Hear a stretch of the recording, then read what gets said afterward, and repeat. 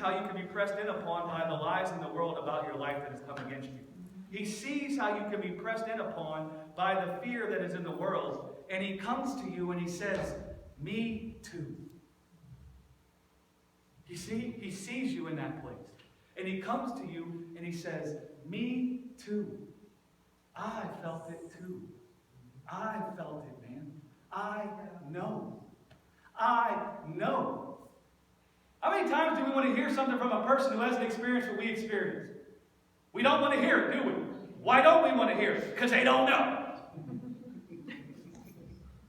So Jesus sees how we can find ourselves in bondage to a lie. We can feel the pressing in upon by the lie. How we can feel the pressing in upon by the fear. And he comes and he says, me too, man. I felt it too. I get it. It says he with strong tears and supplication he cried out to the one. It doesn't say that he was like, oh, well, yeah. Father, you think you might save me? With strong tears he cried out. Because he knows. Me too, he says to all of us. Me too, man. Now, listen.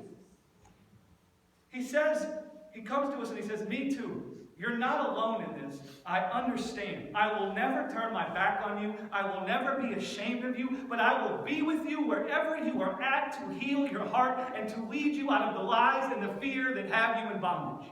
That's what he says to us, man. Now, because God experienced the same thing we experienced, he can look upon a person in bondage to sin, and he can say to them, I understand how you find yourself in this place. I understand how you can be in bondage to the lie. I understand how you can be afraid to trust me with your life. This is how God can be filled with compassion. If he didn't understand, he couldn't be filled with compassion. If he didn't understand, he would just be busy thinking, why can't they get it right? Gosh, why can't they just believe? Don't they know I'm God?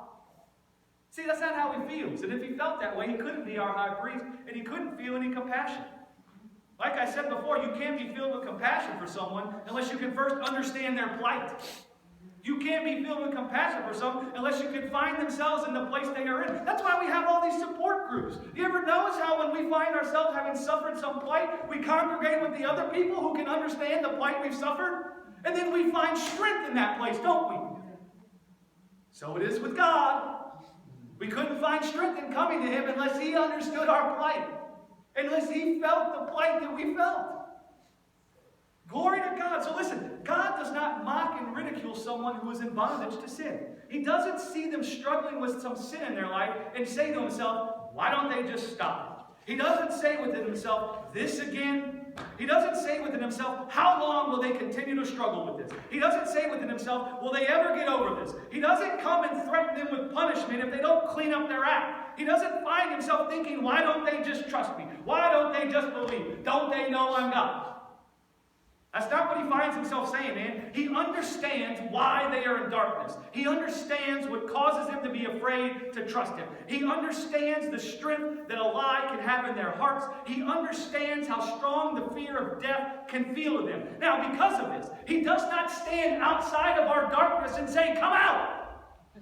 He doesn't stand on the outside of where we're at in the darkness and demand that we come out. He doesn't see us in a shack of darkness and stand on the outside of the shack and call us to come out. He comes into the darkness and he sits with us in the place where we are believing a lie about our life. He comes into our darkness and sits with us in the place where we're afraid to trust him with our life. He comes and sits with us in our shack. And he begins to minister to our hearts with his tenderness and his loving kindness towards us. He begins to kick over the lies in our hearts about our life with gentleness. Not with get over yourself.